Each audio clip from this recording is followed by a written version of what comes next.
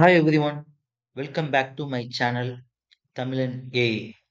Last வீடியோல என்ன பார்த்துருந்தோம்னா பர்ப்ளெக்சிட்டி AI அப்படின்ற டூலை வச்சு எப்படி ஒரு வெப்சைட் பில்ட் பண்றது அப்படின்றத பார்த்தோம்.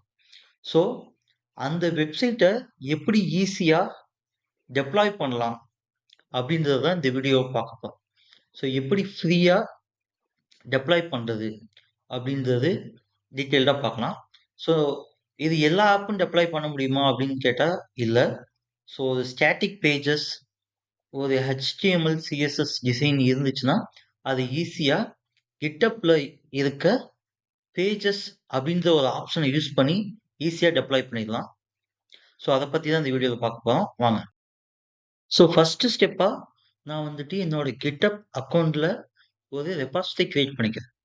ஒரு ரெபாசிட்டரி கிரியேட் பண்ணதுக்கு அப்புறமா லோக்கல்ல இருக்க என்னோட கோடை அந்த ரெபாசிட்டரிக்கு கோடை கமிட் பண்றேன்.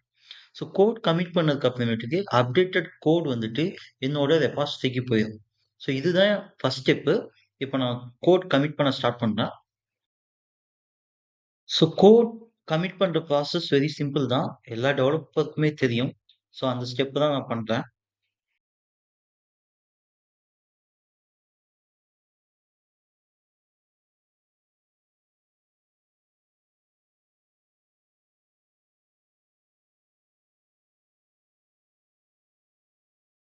ஸோ கோட் புஷ் பண்ண உடனே என்னோட GitHub அக்கௌண்ட்ல அந்த ரெபாசிட்டரி கீழே என்னோட கோட் எல்லாம் வந்துட்டு வந்துருச்சா அப்படின்றத வெரிஃபை பண்ணிட்டு அந்த ரிப்போல இருக்கிற செட்டிங்ஸ் அப்படின்ற ஆப்ஷனை கிளிக் பண்ணி அதுல பேஜஸ்னு ஒரு ஆப்ஷன் இருக்கு.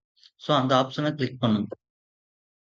ஸோ இதுக்கப்புறம் நான் செலக்ட் பண்ற ஆப்ஷனை வந்துட்டு டிஃபால்ட்டா இருக்கும். ஸோ அந்த ஆப்ஷனை வந்துட்டு செலக்ட் பண்ணீங்கன்னா ஸோ ஆட்டோமேட்டிக்கா மாஸ்டர் பிரான்ச்ல இருக்க கோட் வந்துட்டு டெப்ளாய் ஆயிடும்.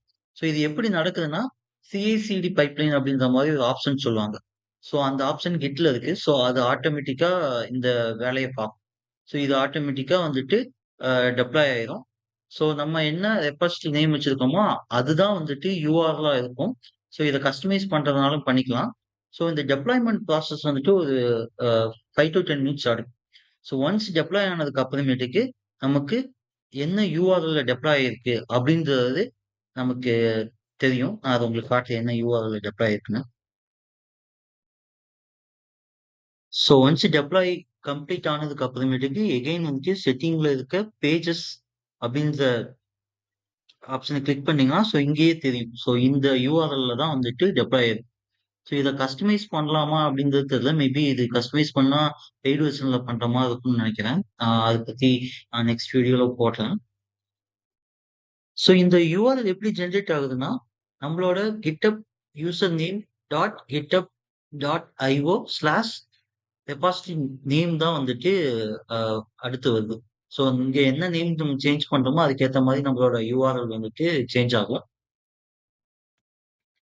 ஸோ இந்த மாதிரி சிம்பிளா ஒரு HTML டெம்ப்ளேட் இல்ல வெப்சைட் மாதிரி நீங்க கிரியேட் பண்ணிருந்தீங்கன்னா நீங்க GitHubல இருக்க பேஜஸ் அப்படின்ற ஒரு ஆப்ஷன் மூலியமா ஈஸியா அண்ட் ஃப்ரீயா ஹோஸ்ட் பண்ணிக்க முடியும்.